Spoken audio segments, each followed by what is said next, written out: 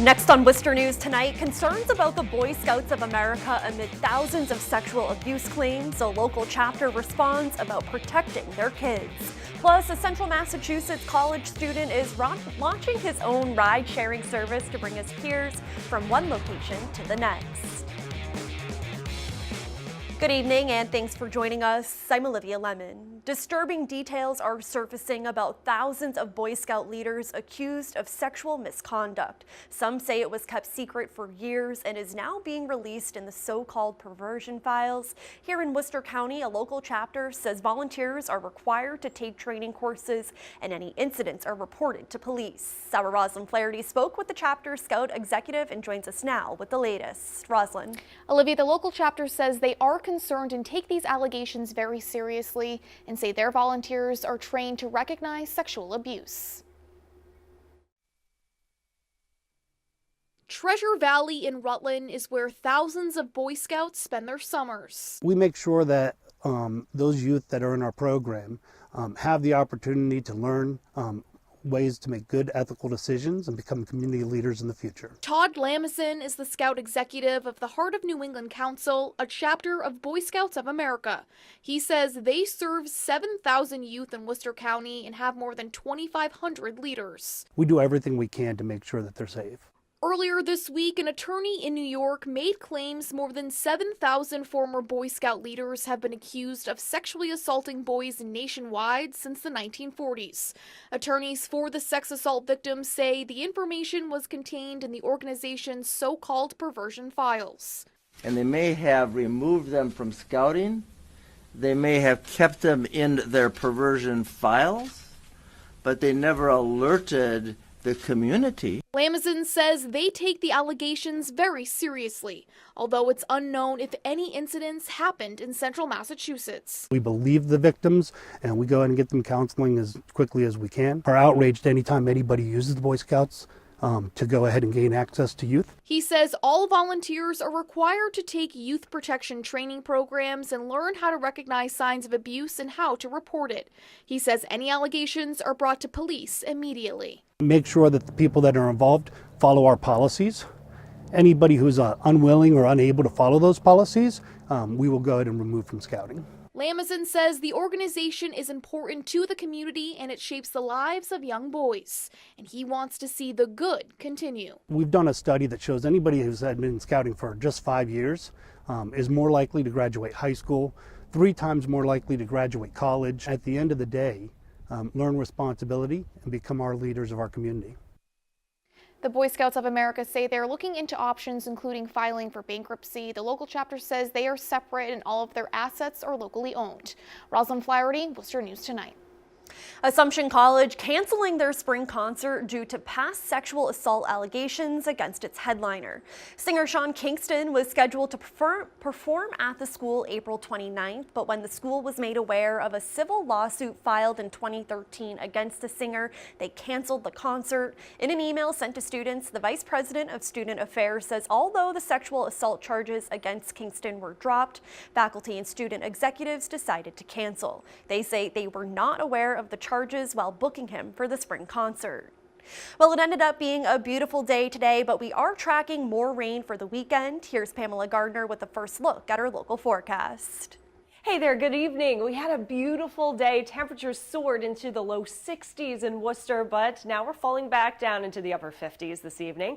Light and variable with the wind. Lack of wind thanks to a center of high pressure over us. Well, that center of high pressure moves away, and it will allow for some increasing clouds on the back edge of it. 59 degrees to 55 by 11 o'clock, mostly cloudy, and overnight lows dip into the 40s. But we hold in the 40s thanks to the clouds holding in some of that daytime heat. The wind picks up from the south and east, and it gets quite gusty from time to time. Easterly wind for tomorrow afternoon, and our highs are stuck in the 50s with the rain icon. That means it's going to be a showery forecast. A batch of rain early in the day with more showers late overnight and some storms possible Friday night. I'll have the hour-by-hour timing coming up in your 10-day forecast. A state trooper makes a unique find in Holden, and tonight it appears they found the owner of the missing item. Mass State Police posted this picture of a Marine uniform on their Facebook page. It was shared almost 6,000 times. A trooper found the uniform and garment bag on Main Street in Holden. They say the owner has contacted state police to reclaim it. Giving Latino men in recovery a safe place to go, the Hector Reyes House in Worcester is celebrating 10 years. Dr. Maddie Castile co-founded the nonprofit and says everyone deserves a second chance. She says she can't believe how much it's grown over the years. Our Brittany Schaefer joins us now with more on how it's helped save people's lives. Brittany. Olivia, the Hector Reyes House is the only Latino-focused recovery center in the area. Jesus Hernandez just moved in 3 months ago and says he's improving every day.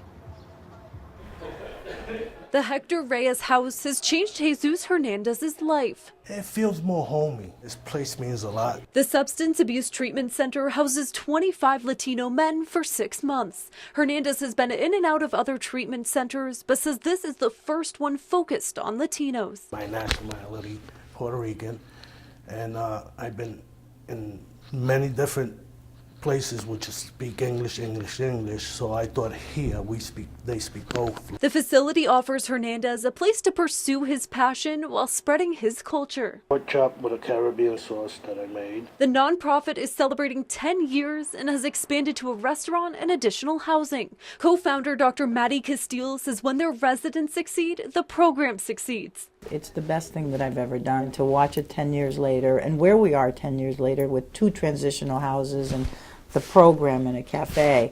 I think Hector Reyes would be proud. It's amazing what they do, how resilient they really are, and how determined. So that's the best part of the job. That's the reward for me, to see them succeed. Castile says helping these men grow and function in society is rewarding. They are working incredibly hard to get to where they are. I always talk about people get high to feel good. That's my high. Castile says in 2018, they bought the home next door to offer extended housing opportunities for the men that need it. Live in Worcester, Brittany Schaefer, Worcester News Tonight.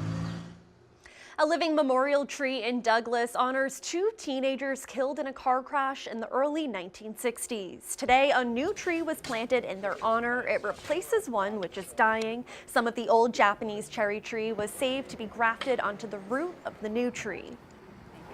We're going to take branches from the old Kwanzaa cherry and graft them onto this new Kwanzaa cherry, which should live for a very long time. It's very healthy.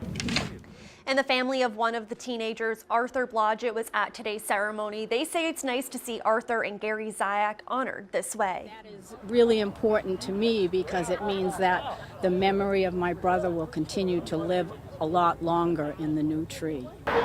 An arborist will continue to graft living wood from the old tree into the new stump, and they say hopefully move the old tree with less regret. The Girl Scouts of Central and Western Massachusetts showing off their new leadership center in Worcester Thursday. A ribbon cutting and tour of the new facility showcased the 7,400 square foot building. It opened last month and includes a new STEM center for girls. The building houses 20 full-time staff. The organization says it's a great location for people to gather. It's just more ready for girls, and we've got some fabulous opportunities to bring girls here, to do lots of different programs here, to do training for volunteers. It's a multi-purpose building centered around girls. And exterior work of the building will be complete this summer.